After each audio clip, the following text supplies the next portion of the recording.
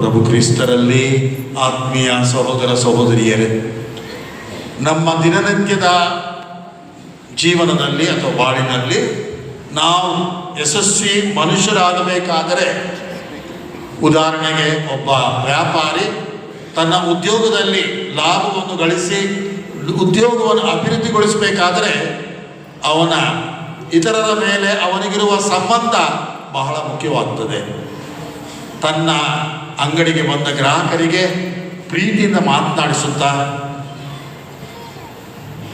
ಅವರ ಅಗತ್ಯಗಳನ್ನು ನಿಷ್ಠೆಯಿಂದ ನೆರವೇರಿಸಿ ಕೊಡುವಾಗ ಆ ಅಂಗಡಿಯನ್ನು ಹುಡುಕಿ ಬರುತ್ತಾರೆ.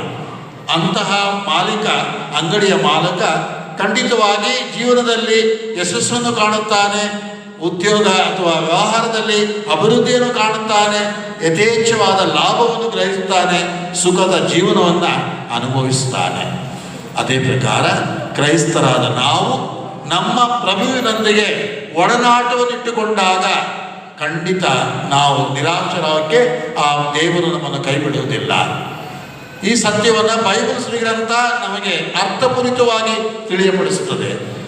ದೇವರನ್ನು ನಂಬಿ ಕೆಟ್ಟವರಿಲ್ಲ ಎಂಬ ಮಾತಿನಂತೆ ದೇವರನ್ನು ಆಶ್ರಯಿಸಿ ದೇವರೇ ನನ್ನ ಸರ್ವಸ್ವ, ಅವರಿಲ್ಲದೆ ನಾನು ಏನೂ ಅಲ್ಲ ಎಂಬ ಸತ್ಯವನ್ನು ಗ್ರಹಿಸಿದಾಗ ನಮ್ಮ ಜೀವನ ಖಂಡಿತ ಪಾವನಕ್ಕೆ ಸಾಧ್ಯ, ನಮ್ಮ ಬಾಳು ಬೆಳಕಾಗಕ್ಕೆ ಸಾಧ್ಯ. ಪ್ರಭು ಯೇಸು ಮತ್ತೊಂದು ಹೆಜ್ಜೆ ಮುಂದೆ ಹೋಗಿ, ನಿಮ್ಮನ್ನು ನಾನು ಸ್ನೇಹಿತರೆಂದು ಕರೆಯುತ್ತೇನೆ. ಫ್ರೆಂಡ್ ಗೊತ್ತು ನಮಗೆ ಆತ್ಮೀಯ.